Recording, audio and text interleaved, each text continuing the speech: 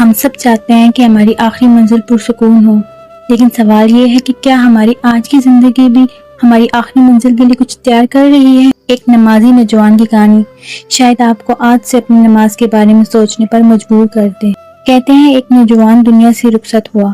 وہ بہت زیادہ دولت مند نہیں تھا، نہ ہی کوئی مشہور انسان تھا، لیکن ایک عادت ایسی تھی جس نے اسے خاص بنا دیا تھا۔ وہ نماز کا پابند تھا۔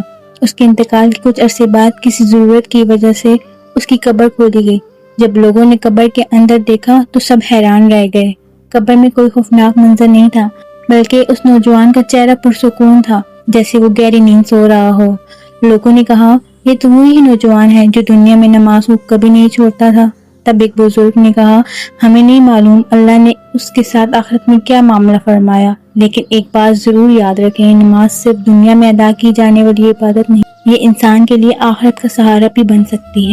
ذرا سوچیں، جس دن نہ مال کمائی کا، نہ عہدہ، نہ شہرت، اس دن ہمارے اعمال ہمارے ساتھ ہوں گے۔ آج اگر آپ نماز میں سستی کرتے ہیں تو خود سے ایک سوال کریں، اگر آج میری زندگی کی آخری رات ہو تو کیا میں اللہ کے سامنے نماز پڑھ کے جانا چاہوں گا؟ تو آج سے نماز کو بوجھ نہیں، اللہ کی طرف سے بلانے والا پیغام سمجھیں، کیونکہ شاید ہم اگلی اذان سننے کے لیے زندہ نہ رہیں۔ آج کی نماز کو کل پر مت چھوڑیں۔